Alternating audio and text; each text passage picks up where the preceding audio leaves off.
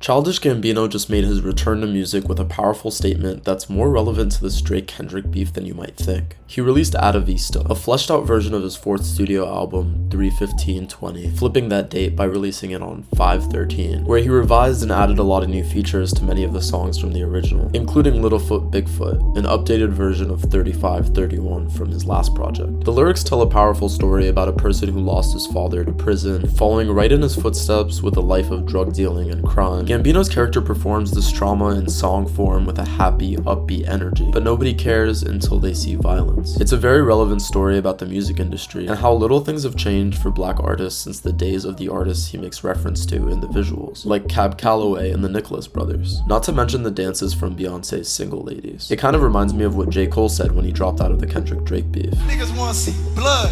It also reminds me a lot of the themes of Spike Lee's Bamboozle, a commentary on the way black artists, their pain, and the pain that they cause other black artists, are used by the industry for entertainment and profit. The skit at the very start of this video makes direct commentary on the music industry and record label contracts. The character played by Kinta Brunson, who Glover just praised for her role in Abbott Elementary, booked Gambino and his group as entertainment with no regard for them as people. She makes it clear that the club isn't responsible for injury to instruments, and includes the performers themselves as one of those instruments that are in danger. We are not accountable or responsible for any damage to any instrument, including your body. Gambino even comments on how these situations could be staged, that the artists get set up on purpose for the audience's entertainment. And it's a good point to consider, seeing how dramatically artists' listeners go up after their death. It's not just that the audience doesn't care until there's violence. There's also a suggestion of the industry inciting and being behind the scenes of that violence, with Kinta's character asking someone for a mop, knowing that the stage is going to end up bloody.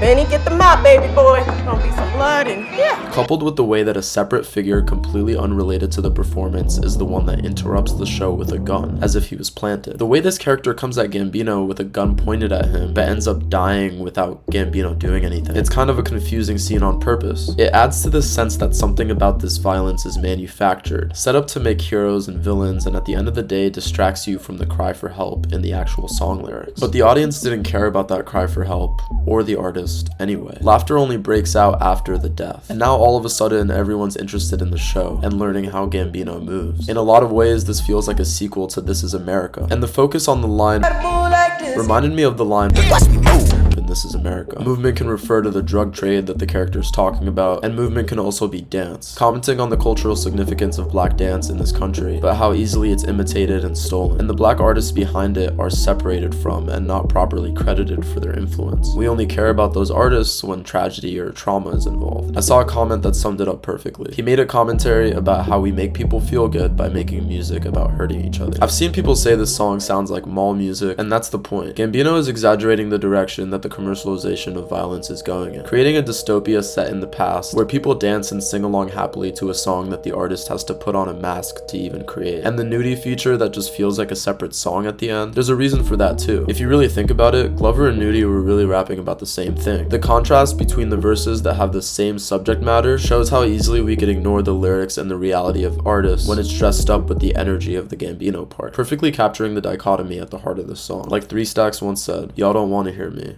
you just want to dance."